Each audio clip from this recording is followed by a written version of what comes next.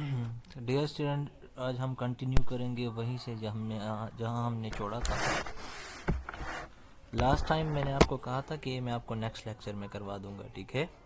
तो इसमें ऐसा नया कुछ भी नहीं है, बस मेरा यहाँ ध्यान नहीं पड़ा, ठीक है।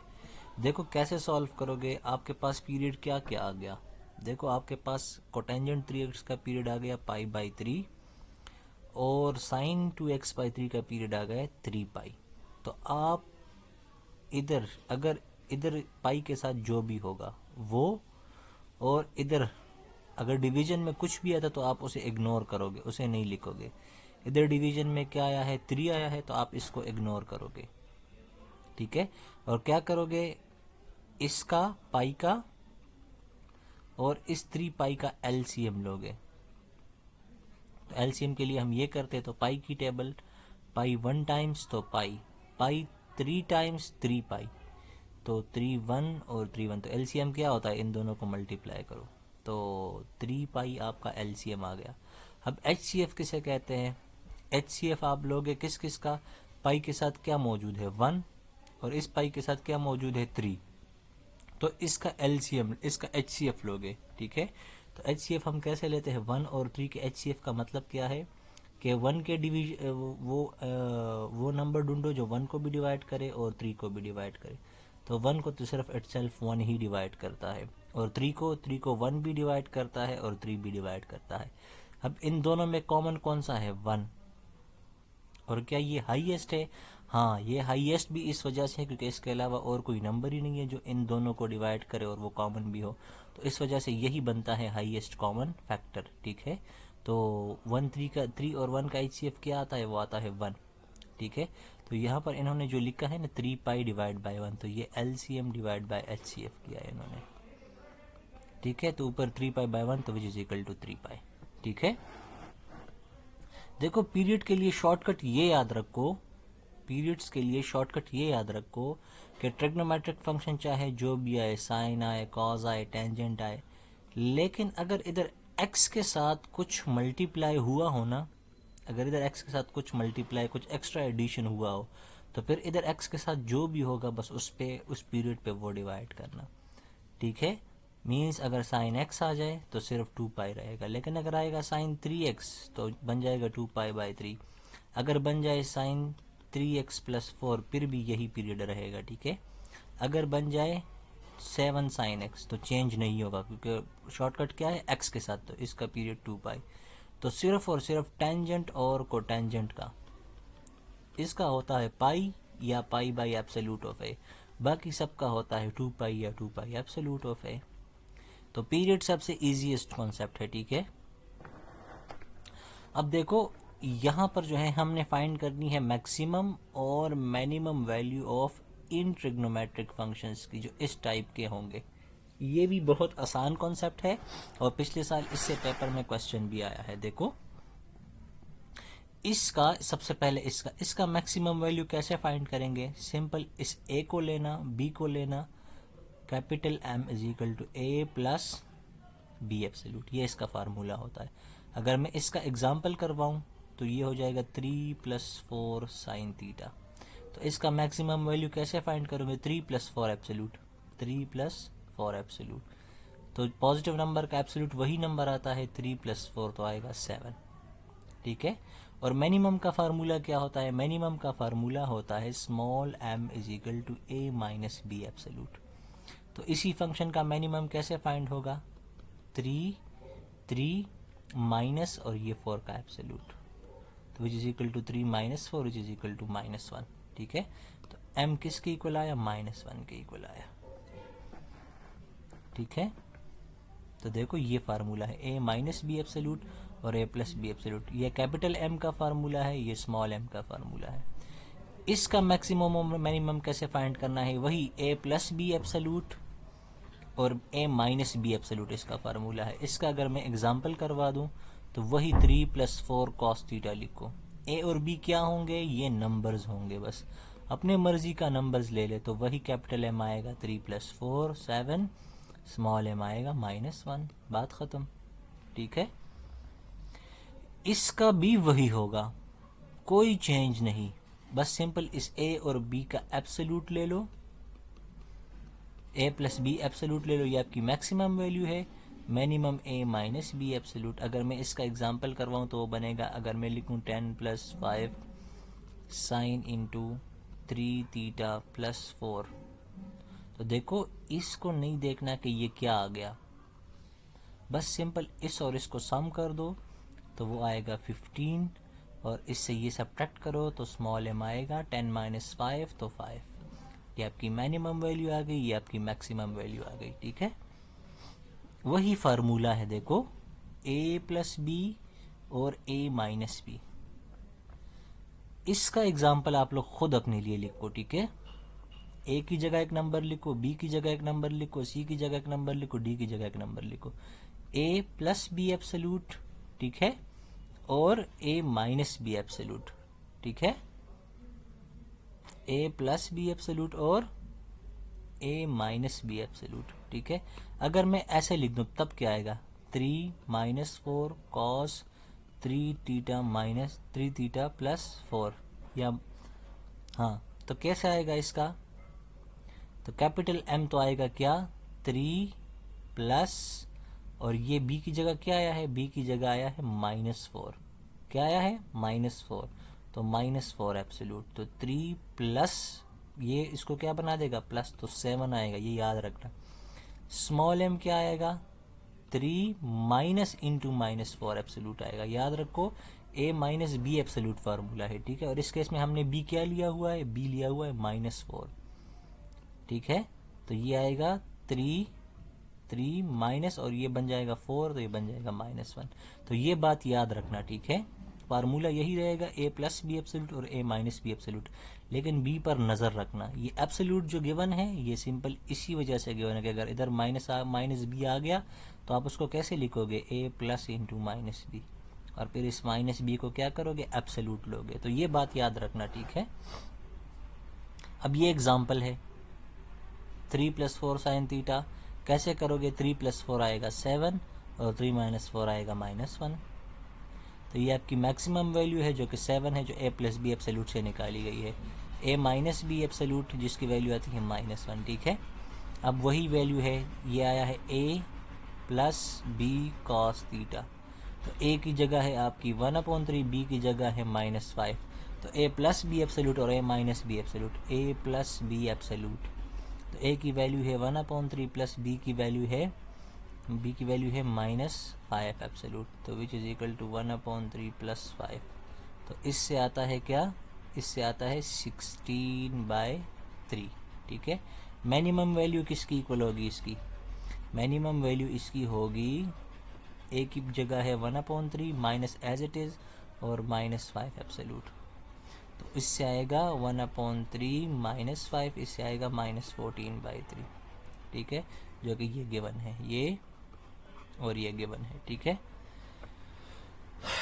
इसकी मैक्सिमम वैल्यू क्या आएगी, 1 + 2 और 1 - 2, ये मिनिमम होगी, ये मैक्सिमम होगी। इसकी होगी 3 + 2 और 3 - 2, ये मैक्सिमम, ये मिनिमम। ठीक है, रेसिप्रोकल के लिए एक कहानी सुन लो पहले। ठीक है, जो कि इन्होंने इस बुक में एक्सप्लेन तो नहीं की, लेकिन मैं बता देता हूँ आपको। जब भी आपको मैक्सिमम मिनिमम वैल्यू का पूछा जाए और रेसिप्रोकल में बात हो, मीन्स वो इधर आया हो, तो इसके लिए याद रखो,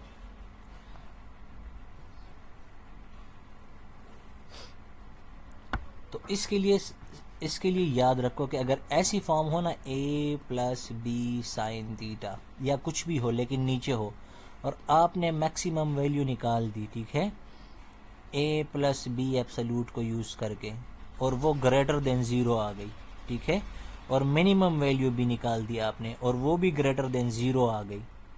ठीक है, या आपने ये निकाल दी और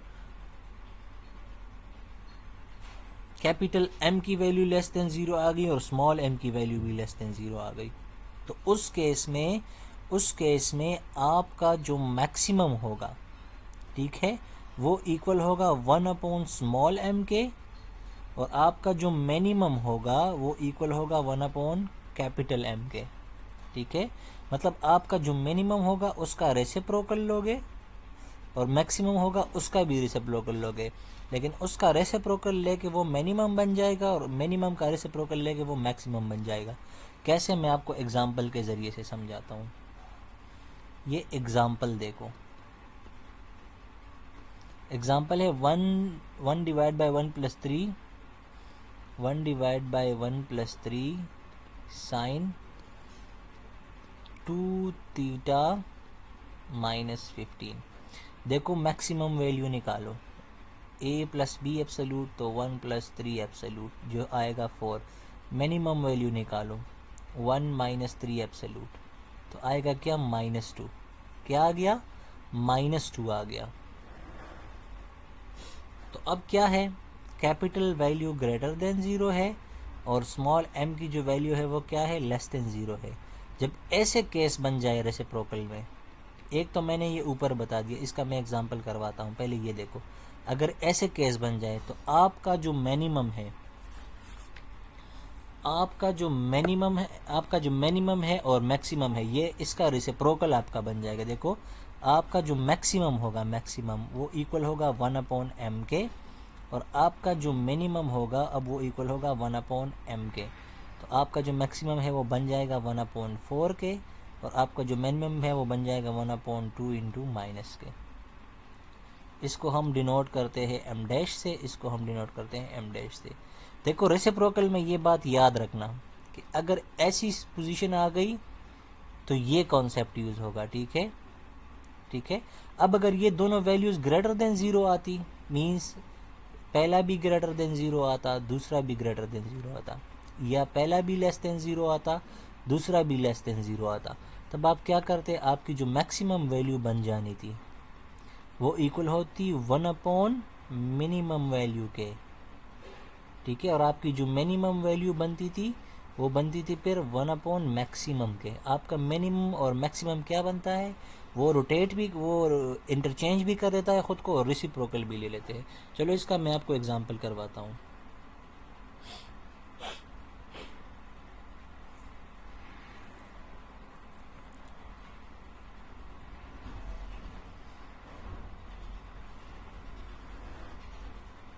हाँ जी, इसका एग्जांपल देखो, अगर ऐसे आ जाए 1 डिवाइडेड बाय 3 + 2 साइन 5 थीटा -12, अगर ऐसे आ जाए तो देखो क्या करोगे, आप ये करोगे कि आपका जो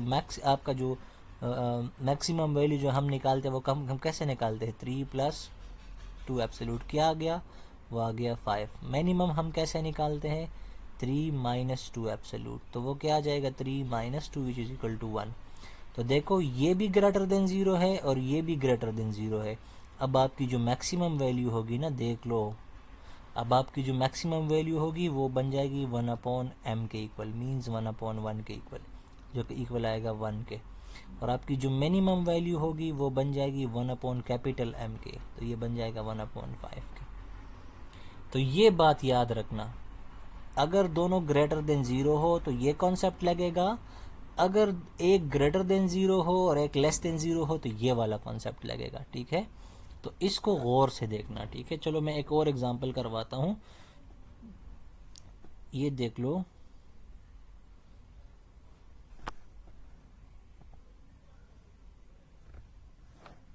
चलो एक और एग्जांपल देख लो। अगर मैं लिखवा दूँ 1 डिवाइड बाय 1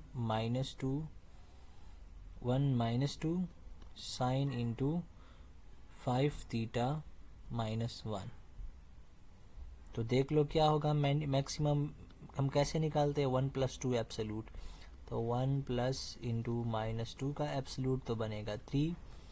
स्मॉल हम निकालते हैं 1 minus into -2 absolute which is equal to आएगा -1।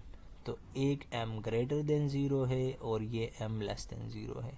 तो कौन सा वाला केस बनेगा, कौन सा वाला केस बनेगा, जब एक m ग्रेटर देन 0 हो और एक m लेस देन 0 हो, तो ये वाला केस बनेगा। आपका मैक्सिमम 1/m के इक्वल होगा और आपका मिनिमम 1/m के इक्वल होगा। आपका मैक्स इक्वल होगा 1/m के और आपका मिनिमम इक्वल होगा 1/M के।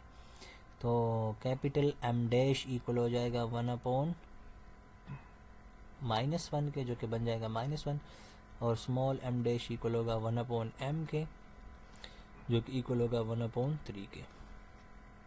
ठीक है, तो ये यहाँ पर जो एग्जांपल गिवन थे ये मैंने करवा दिए। ठीक है, तो आप देख लेना इसकी वैल्यू सारे जवाब। हाँ, इधर इन्होंने जस्ट एक हिंट दिया है कि देखे जब दोनों ग्रेटर देन 0 हो, बस इसके अलावा कोई भी केस नहीं बताया। साथ में ये भी लिख दो आप कि अगर दोनों लेस देन 0 हो तो ये होता है आपका कैपिटल मैक्सिमम स्मॉल में कन्वर्ट होता है और रेसिप्रोकल में, और आपका जो स्मॉल है वो मैक्स के रेसिप्रोकल में कन्वर्ट होता है। ठीक है, जो मैंने एग्जांपल करवा दिए तो ये वही बात है। ठीक है, हाँ जी, एक्सरसाइज देख लो। सबसे पहले क्या फाइंड करना है, मैक्सिमम और मिनिमम। तो 2 प्लस ये आपका ए है और इधर ए की जगह है 2, बी की जगह है -2। तो अब फाइंड कर लो बाय यूजिंग फार्मूला। सिमिलरली ये भी वही है, ये आपका ए है और बी की जगह है -1/2। इधर ए की जगह 1/5, बी की जगह -2, ए की जगह 7, बी की जगह 3/5। तो इसमें वो रेसिप्रोकल वाला चक्कर ही नहीं है, रेसिप्रोकल वाला ये है। तो देख लो, सबसे पहले क्या करो, ये कौन सा केस बनेगा इसमें, इसमें बनेगा 4 + 3, तो कैपिटल M है 7 और स्मॉल m है 1, तो इसमें दोनों ग्रेटर देन 0 है, तो ये वाला केस बनेगा। ठीक है, ये क्या है, इसमें a = 1/2 है और b = -5 है। तो 1/2 + 5, तो m ग्रेटर देन 0 है, और 1/2 -5, तो इससे आएगा 10, तो इसमें ये लेस देन 0 होगा। तो इसमें m greater than 0, m less than 0 वाला केस बनेगा। ठीक है, तो बाकी ये भी कर दो। अगर आपको इसमें कोई मसला है, इसमें कोई मसला आए तो मुझसे पूछ लो। ठीक है, ये बहुत ही सिंपल है। ठीक है, चलिए सबसे पहले ये 4 का कराता हूँ, फिर इसके पीछे आते हैं। ठीक है, इसका पीरियड क्या आएगा, साइन सीकेंड 2x - 3। तो मैंने क्या कहा था कि सिर्फ इसको देखना, बाकी को छोड़ दो। तो क्या आएगा, 2π/3 इसका पीरियड आएगा। इसका पीरियड 2π/5। इसका पीरियड कोटेंजेंट का पीरियड होता है, कोटेंजेंट 4x का पीरियड होता है π/4, और इसका पीरियड होता है 2π / 5 / 2। तो 2 2 = 4, 4π/5। तो 4π और पाई का एलसीएम ले लो, और फिर 1 और 4 का क्या ले लो, एचसीएफ ले लो। 4 और 5 का एचसीएफ ले लो। एक मिनट,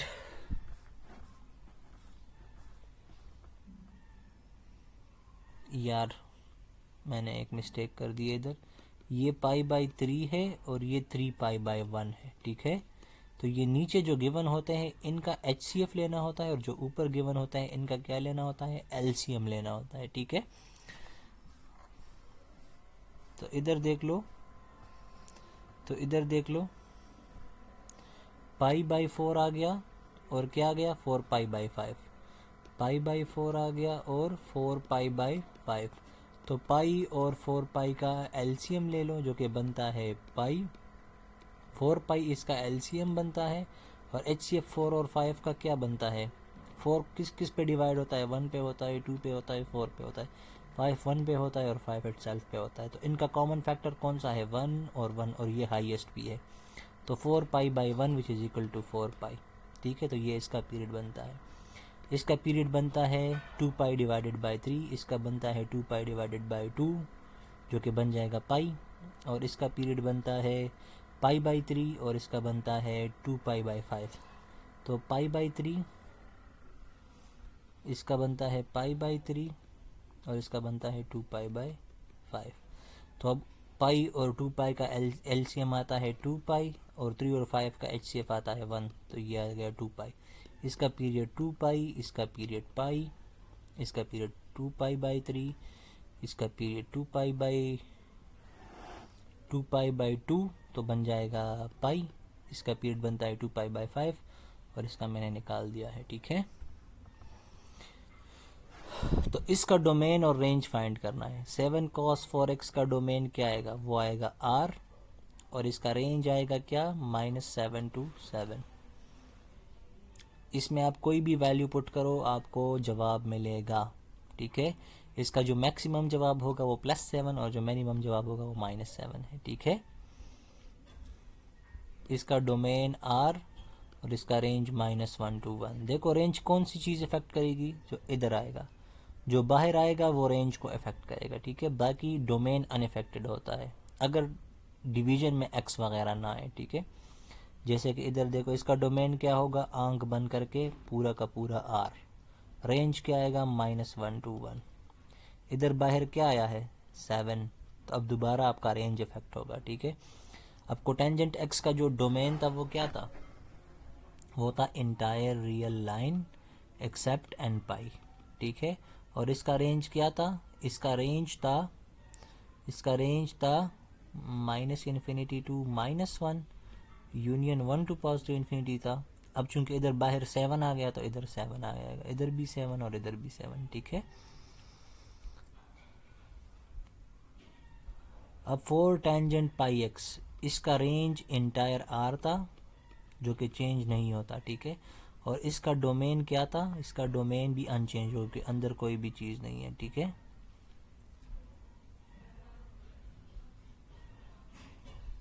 ठीक है, R एक्सेप्ट 2n+1 π/2। ये आप इसको क्रॉस वेरीफाई भी कर लेना यार, मुझे तो ये लग रहा है, बाकी आप लोग चेक कर लीजिएगा। कोसिकेंट 4x का वही डोमेन और वही रेंज रहेगा। ठीक है,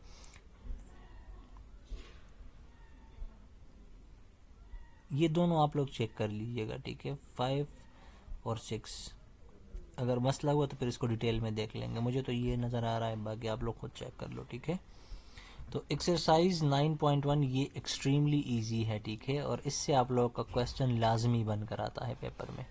ठीक है, तो अगर इसमें कोई इशू आ गया तो फिर मुझसे दोबारा कांटेक्ट कीजिएगा। ठीक है।